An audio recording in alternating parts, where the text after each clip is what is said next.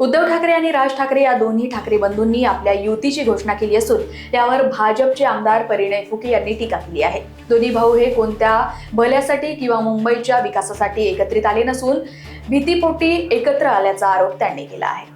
फुके बोलले, विधानसभेच्या निवडणुकीत शिवसेना, उबाठा आणि मनसेला शेवटचे स्थान दिलं। मुंबई शहरातून मराठी माणसाला हद्दपार करण्याचं काम उद्धव ठाकरे आणि राज ठाकरे यांनी केलं आहे।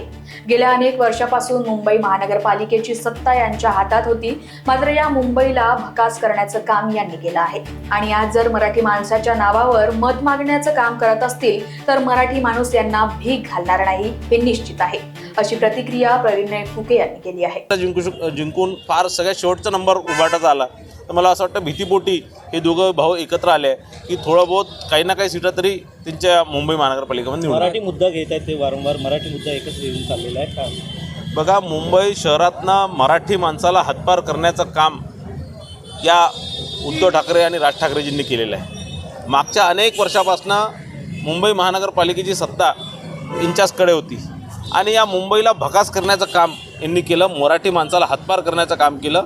आणि आज जर खरंच मराठी माणसाच्या नावाने जरी मतदान मागत असणार तर मराठी माणूस यांना भीक नाही घालणार, हे निश्चित 100% खरं आहे। Bureau report, Lokvahini media, Gondia.